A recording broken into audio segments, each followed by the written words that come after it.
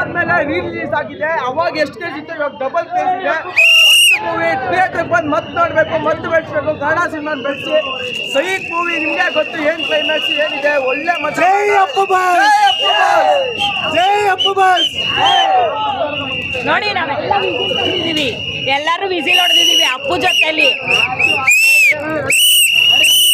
Appu ಬಾಸ್ಗೆ strong ಏನೆ.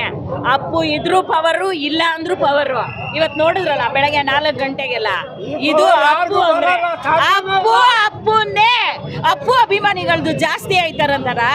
ಜಾಸ್ತಿನೇ ನಮ್ಮನ್ನೇ ಫಾಲೋ ಮಾಡಬೇಕೇ ಹೊರತು ನಾವು ಯಾರನ್ನೂ ಫಾಲೋ ಮಾಡಲ್ಲ. ಏನು ಗುರು, ಕರೆಕ್ಟಾ? Thank you so much. Aunty ಆಗ್ತಾರೆ ಕಪ್ಪು. ಯಾವತ್ತಿದ್ದು ನಮ್ಮ ಬಾಸು ಅಪ್ಪು. ಒಳ್ಳೆ ಮೂವಿ. 14 ವರ್ಷದಾದ್ಮೇಲೆ ರಿಲೀಸ್ ಆಗಿದೆ. ಎಷ್ಟು ಕ್ರೇಜ್ ಇದೆ ಅದಕ್ಕಿಂತ ಡಬಲ್ ಕ್ರೇಜ್ ಇದೆ. ಎಷ್ಟು ಕ್ರೇಜ್ ಇದೆ ಅದಕ್ಕಿಂತ ಡಬಲ್ ಕ್ರೇಜ್ ಇದೆ. ಎಲ್ಲರೂ ಸಿನಿಮಾಗೆ ಬಂದು ಥಿಯೇಟರ್ಗೆ ಬಂದು ನೋಡ್ಲೇಬೇಕಾಗಿರೋ ಮೂವಿ. ಫುಲ್ ಬೆಂಚಿ ನೋಡ್ಲೇಬೇಕು. 4:15 ಬಂದು ಡಬಲ್ ಕ್ರೇಜ್ ಇದೆ.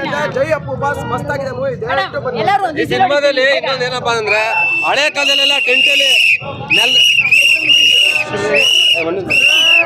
ನೆಲದಲ್ಲಿ ಕುಂತ್ಕೊಂಡು ನೋಡ್ತಿರೋ ಆ ಥರ ಅನುಭವ ಆಯಿತು. ಯಾವುದೋ 14 ವರ್ಷ ಆದ್ಮೇಲೆ ರಿಲೀಸ್ ಆದಮೇಲೆ ನೋಡ್ತಾ ಇದ್ರು ಅಪ್ಪು ಬಾಸ್ತು.